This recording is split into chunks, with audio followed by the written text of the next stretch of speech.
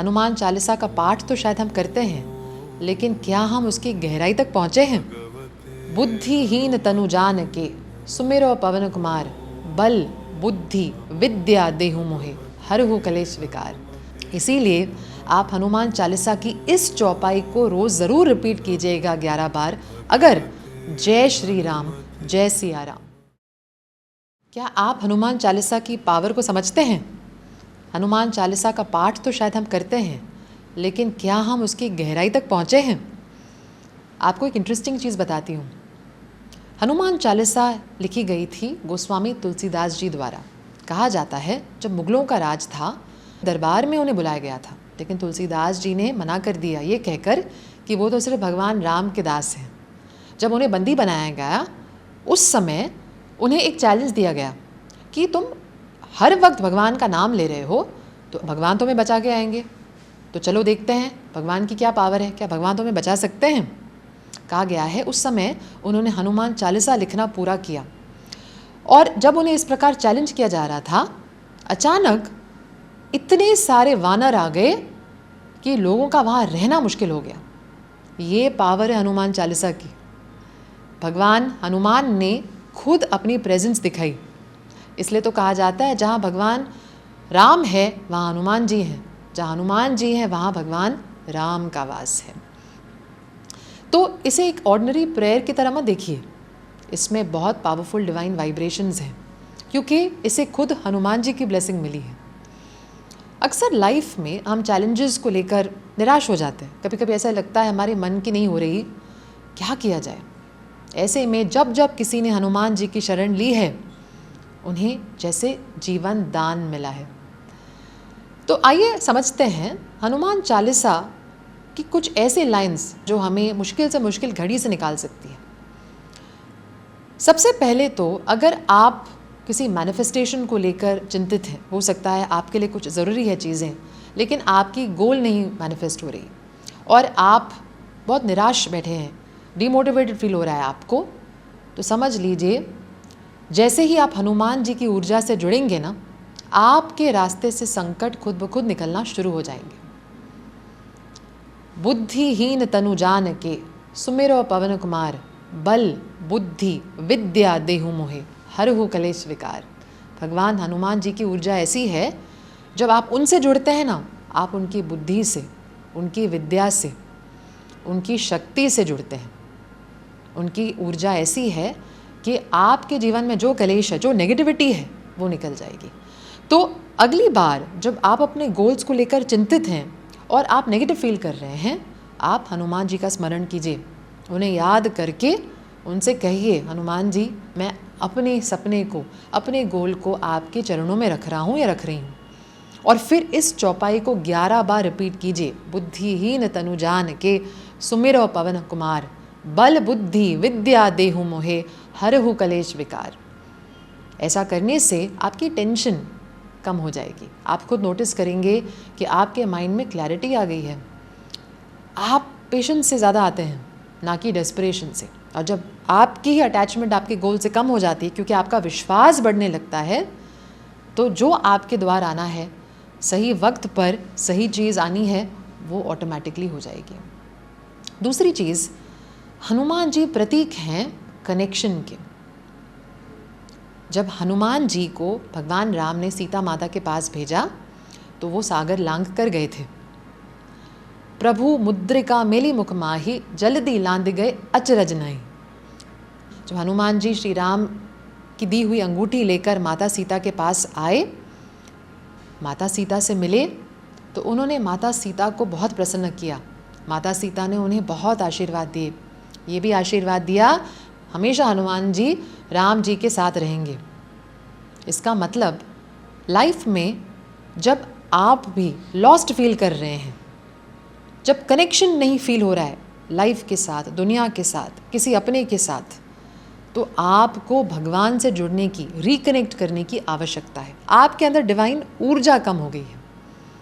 हनुमान जी का स्मरण करके, हनुमान चालीसा का पाठ करके आप खुद से, दुनिया से, ईश्वर से रिकनेक्ट कर पाते हैं।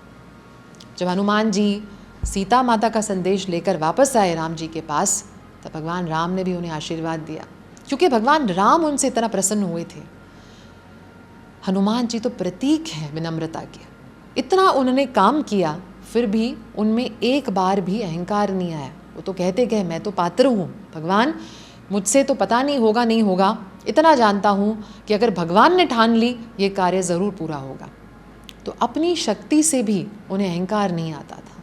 यानी जब हम हनुमान जी से जुड़ते हैं तो हम अपने रिग्रेट्स को, अपने अंदर गिल्ट को, अपने अहंकार को भी नष्ट कर रहे होते हैं। इसीलिए आप हनुमान चालीसा की इस चौपाई को रोज़ ज़रूर रिपीट कीजिएगा 11 बार। अगर आप इस समय लॉस्ट फील कर रहे हैं, प्रभु मुद्रिका मिली मुख माही जल्दी लांद गए अचरज नहीं, आपको फील होगा कि जैसे हनुमान जी ने भगवान राम का कार्य किया, उसी प्रकार हनुमान जी मेरा कार्य भी पूरा करेंगे, क्योंकि वो तो भगवान के पात्र हैं। वो मुझ पे अपना आशीर्वाद बरसाएंगे और मुझे भी ईश्वर का एहसास होगा, भगवान राम का एहसास अपने अंदर होगा हनुमान जी की कृपा से। तीसरी चीज़, अगर आज आपके सामने बहुत बड़ी प्रॉब्लम है, संकट है, जिससे आप निकल ही नहीं पा रहे हैं, हो सकता है आप किसी अपने को देखकर दुखी हैं, इन प्रॉब्लम्स को भी आप हनुमान जी को समर्पित कर सकते हैं, क्योंकि तुलसीदास जी हमें बताते हैं कि हनुमान जी के लिए कुछ भी मुश्किल नहीं, मुश्किल से मुश्किल चीज़ उनके सामने आसान हो जाती है। दुर्गम काज जगत के जेते सुगम अनुग्रह तुमरे देते। भगवान हनुमान की अनुग्रह ऐसी है कि मुश्किल से मुश्किल चीज़, हनुमान जी की अनुग्रह जब हमारे ऊपर आ जाती है तो हमारे लिए कुछ भी कठिन नहीं। इसीलिए आज जब आपको अपने प्रॉब्लम को लेकर चिंता हो रही है, याद रखिए घर से निकलने के पहले अगर पूरा पाठ नहीं कर रहे हैं हनुमान चालीसा का, तो कम से कम इस लाइन को ज़रूर रिपीट कीजिए, दुर्गम काज जगत के जेते सुगम अनुग्रह तुमरे देते, क्योंकि ये आपको एहसास दिलाएगा हनुमान जी के लिए मुश्किल कुछ भी नहीं। आपके जीवन में बड़ी से बड़ी संकट वही आपको लांघ करना सिखाएंगे, पार करना सिखाएंगे। सबसे इम्पॉर्टेंट चीज़, जब आप रात को सोने के पहले हनुमान जी को प्रार्थना करते हैं तो वो आप में भगवान की भक्ति और श्रद्धा और जागृत करते हैं। किसी से भी पूछ लीजिए, जब वो हनुमान जी से जुड़ जाते हैं उन्हें भगवान से एक जुड़ाव महसूस होता है, एक कनेक्शन फील होता है, ऐसा कनेक्शन कि वो भगवान के लिए कुछ करना चाहते हैं। बहुत से ऐसे लोग हैं जो कहते हैं मुझे पूजा पाठ का समय नहीं मिलता, मैं तो कुछ कर नहीं पाता, आध्यात्मिक चीज़ों में मैं जाना भी चाहूँ तो मुझे वक्त नहीं मिलता, समय नहीं मिलता।